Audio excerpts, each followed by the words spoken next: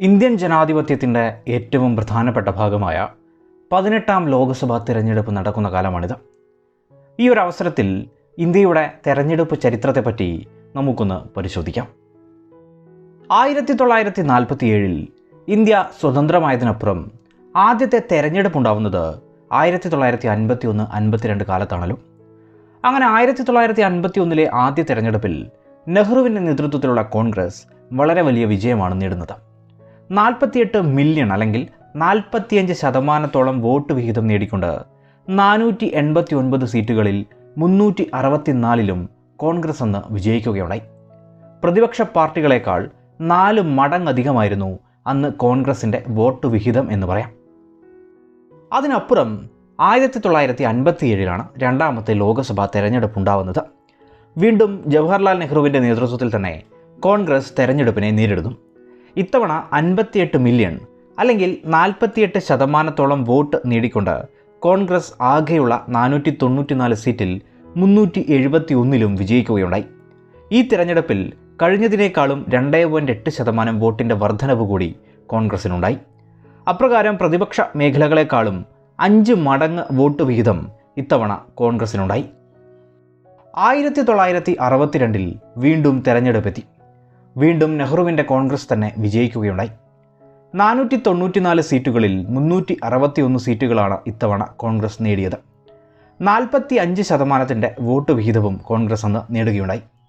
പ്രതിപക്ഷ നിരയേക്കാൾ 4.5 മടങ്ങധികമായിരുന്നു ഇത്തവണ കോൺഗ്രസിൻ്റെ വോട്ട് വിഹിതം. ഇത്തവണ കോൺഗ്രസിന് 10 സീറ്റുകളുടെ കുറവും സംഭവിക്കുകയുണ്ടായി.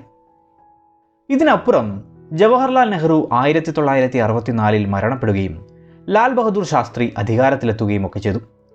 1967 അടുത്ത തെരഞ്ഞെടുപ്പുണ്ടാവുന്നത്. ഈ സമയത്തോടെ ഇന്ദിരാ യുഗം ആരംഭിച്ചിരുന്നു. 1967 തെരഞ്ഞെടുപ്പിൽ കോൺഗ്രസ് 520-ൽ 283 സീറ്റുകൾ നേടുകയുണ്ടായി. വോട്ട് വിഹിതമൊക്കെ 41% ചുരുങ്ങി. രാജഗോപാലാചാര്യയുടെ നേതൃത്വത്തിലുള്ള സ്വതന്ത്ര പാർട്ടി 44 സീറ്റുകൾ നേടി നിർണായക നേട്ടം കൊയ്തു. 1,20,00,000 വോട്ട് നേടി, അല്ലെങ്കിൽ 8.8% വോട്ട് വിഹിതം നേടിക്കൊണ്ടായിരുന്നു സ്വതന്ത്ര പാർട്ടിയുടെ ഈ നേട്ടം. തമിഴ്നാട്ടിൽ DMKയുടെ വമ്പൻ വിജയത്തിനു കൂടി 1967 സാക്ഷിയായി. 1962 1965 യുദ്ധത്തിലൂടെയും മറ്റും ഇന്ത്യയുടെ സമ്പദ് വ്യവസ്ഥ തകരുകയും പ്രഖ്യാപിച്ച 5.6% വളർച്ചയ്ക്ക് പകരം 2.4% ഈ കാലം വളർച്ച ചുരുങ്ങുകയുണ്ടായി. പ്രാദേശിക പാർട്ടികളുടെ ഉയർച്ച എന്നതുപോലെ തന്നെ സമ്പദ് വ്യവസ്ഥയുടെ തകർച്ചയും കോൺഗ്രസിന് ഈ കാലത്ത് തിരിച്ചടിയായെന്ന് പറയാം. അടുത്ത തെരഞ്ഞെടുപ്പ് ഉണ്ടാവുന്നത് 1971 കോൺഗ്രസ് പാർട്ടിയിൽ പിളർപ്പുണ്ടായതിനെ തുടർന്ന് ഇന്ദിരാഗാന്ധി നേരിടുന്ന ആദ്യത്തെ വലിയ വെല്ലുവിളി കൂടിയായിരുന്നു ഈ തിരഞ്ഞെടുപ്പ് എന്ന് പറയാം. ഇന്ദിരാഗാന്ധിക്കെതിരെ 6 പാർട്ടികൾ ചേർന്ന് സഖ്യം സൃഷ്ടിച്ചുകൊണ്ടാണ് ആ തെരഞ്ഞെടുപ്പ് ഉണ്ടാവുന്നത്.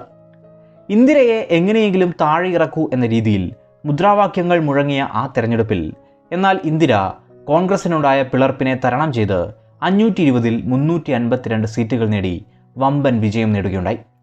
44% വോട്ട് വിഹിതം കോൺഗ്രസിനുണ്ടായിരുന്നപ്പോൾ പ്രതിപക്ഷ സഖ്യത്തിന് 24% വോട്ട് നേടാനും കഴിഞ്ഞു. അങ്ങനെ ഇന്ദിരാഗാന്ധി വളരെ വലിയൊരു വിജയം തന്നെ 1971 നേടുകയുണ്ടായി. 1975 ഇന്ദിരാഗാന്ധി അടിയന്തരാവസ്ഥ പ്രഖ്യാപിക്കുകയും ഇന്ത്യയുടെ രാഷ്ട്രീയ സ്ഥിതി ആകെ മാറിമറിയുകയും ചെയ്തു. അടിയന്തരാവസ്ഥയ്ക്കപ്പുറം തെരഞ്ഞെടുപ്പ് ഉണ്ടാവുന്നത് 1977 ഇന്ദിരയെ താഴെയിറക്കണമെന്ന നിലയിൽ പല പാർട്ടികളും ചേർന്ന ജനതാ പാർട്ടി ഉണ്ടാവുന്നതും ഈ തെരഞ്ഞെടുപ്പിലാണ്. ജനതാ പാർട്ടി സഖ്യം 542-ൽ 345 സീറ്റുകൾ 51% വോട്ടോടെ നേടി വിജയിക്കുകയുണ്ടായി. കോൺഗ്രസ് സഖ്യത്തിന് 41% വോട്ടേ ഉണ്ടായിരുന്നുള്ളൂ. JP മൂവ്മെൻറ്റിലെ പ്രധാനപ്പെട്ട നേതാക്കന്മാരിൽ മൊറാർജി ദേശായി, ജഗ്ജീവൻ റാം, ആചാര്യ കൃപലാനി, രാജ്നാരായൺ, ചരൺ സിംഗ് തുടങ്ങിയ പ്രതിപക്ഷ നേതാക്കന്മാരിൽ മൊറാർജി ദേശായി പ്രധാനമന്ത്രിയായി മാറി. അങ്ങനെ ഇന്ത്യയിൽ ആദ്യത്തെ കോൺഗ്രസ് ഇതര മന്ത്രിസഭ അധികാരത്തിൽ വരികയുണ്ടായി. 1979 മൊറാർജി ദേശായി രാജിവെക്കേണ്ടി വരികയും പകരം ചരൺ സിംഗ് പ്രധാനമന്ത്രി ആവുകയുമുണ്ടായി. എങ്കിലും നീണ്ടകാലത്തെ അസ്ഥിരതകൾക്കപ്പുറം 1980 വീണ്ടും ഒരു തെരഞ്ഞെടുപ്പിനെ രാജ്യം നേരിട്ടു. 1980 7ാം ലോക്സഭാ തിരഞ്ഞെടുപ്പിൽ ഇന്ദിരാഗാന്ധി തിരിച്ചു വരികയുണ്ടായി. 542-ൽ 374 സീറ്റുകൾ നേടി 43% വോട്ടോടെയായിരുന്നു ഇന്ദിരയുടെ വിജയം. 1984 ഇന്ദിരാഗാന്ധി കൊല്ലപ്പെടുന്നു. രാജീവ് ഗാന്ധി ഇന്ത്യൻ രാഷ്ട്രീയത്തിലേക്ക് കടന്നു വരുന്നു.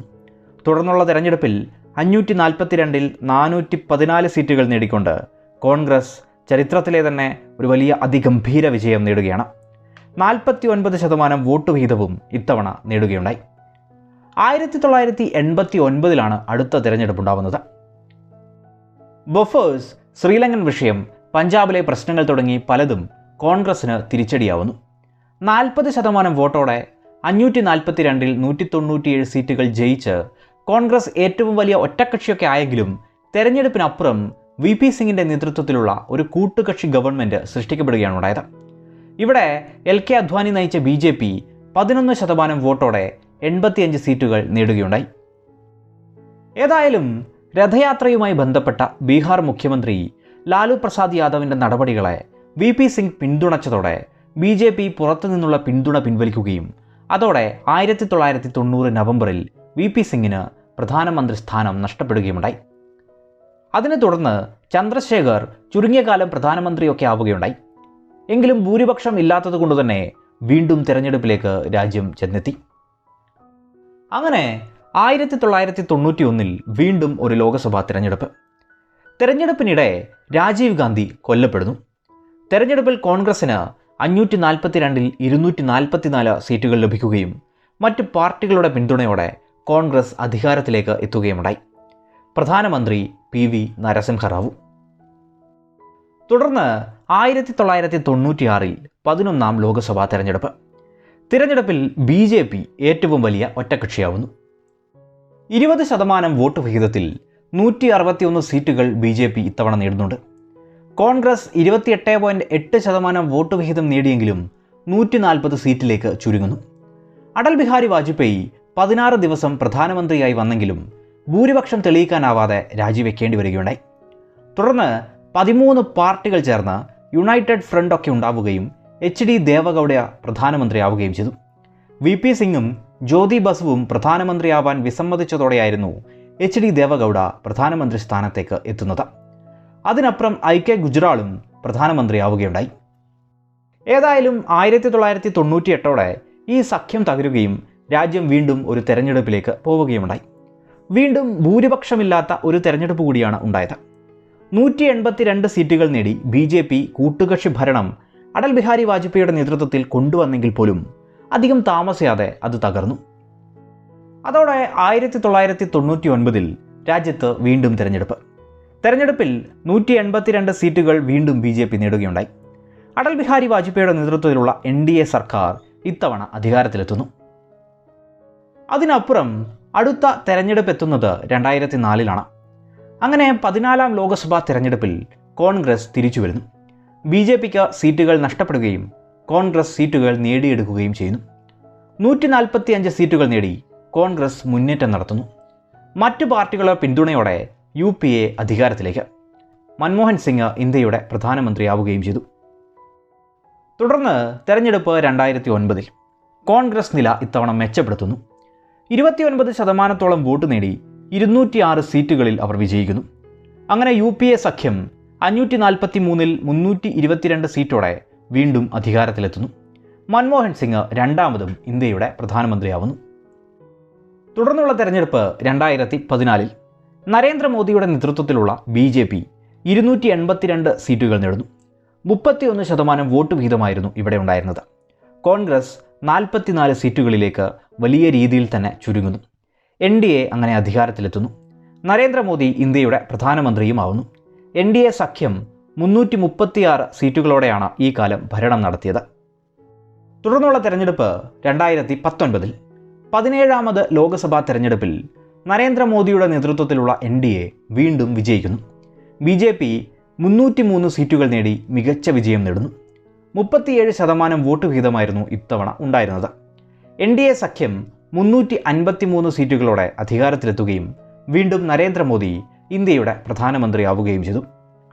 തുടർന്ന് 2024 ഇന്ത്യയുടെ 18ാം ലോക്സഭാ തെരഞ്ഞെടുപ്പ് നടക്കുകയാണ്. ഏപ്രിൽ 19 മുതൽ ജൂൺ 1 വരെയായി 7 ഘട്ടങ്ങളിലായി ഈ വീഡിയോ ചെയ്യുന്ന സമയം തെരഞ്ഞെടുപ്പ് നടന്നുകൊണ്ടിരിക്കുകയും ചെയ്യുന്നു.